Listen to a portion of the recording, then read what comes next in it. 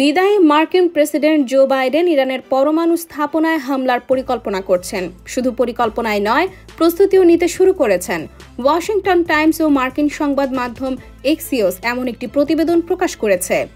প্রতিবেদনে বলা হয়েছে, ইরান পরমাণু অস্ত্র ব্যবহার শুরু করলে যুক্তরাষ্ট্রের প্রতিক্রিয়া কী হতে পারে, মূলত তা নিয়েই প্রেসিডেন্ট বাইডেন প্রশাসনের শীর্ষ কর্মকর্তাদের সঙ্গে বৈঠক করেছেন।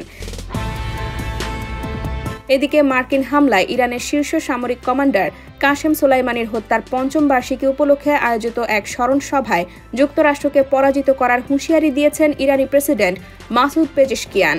2020 সালের 3রা জানুয়ারি বাগদাদ আন্তর্জাতিক বিমানবন্দরে মার্কিন ড্রোন হামলায় নিহত হন ইরানের বিপ্লবী গার্ডের প্রধান কাশেম সোলাইমানি এবং ইরাকি মিলিশিয়া নেতা আবু মাহাদি আল মুহান্দিস। এই হামলাকে রাষ্ট্রীয় সন্ত্রাসবাদ হিসেবে আখ্যা দিয়েছে ইরান। তেহরানে আয়োজিত এক সমাবেশে যুক্তরাষ্ট্রের নীতির তীব্র সমালোচনা করে তাদের শোষণমূলক আচরণের বিরোধিতা করেন পেজেশকিয়ান। তিনি বলেন, সোলাইমানির হত্যা প্রমাণ করে বিশ্বে মানবাধিকারের অন্যতম দাবিদার যুক্তরাষ্ট্র কতটা অমানবিক। ইরান সবসময় সত্যের পক্ষে থাকবে এবং আমরা এই পথে তাদের পরাজিত করব।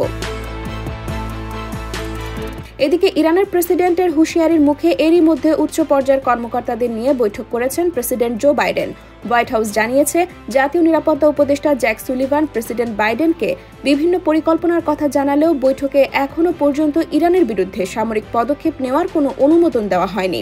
তবে এরই মধ্যে ইরানের পরমাণু স্থাপনায় হামলার পরিকল্পনা করছে যুক্তরাষ্ট্র বলে দাবি এক্সিওসের।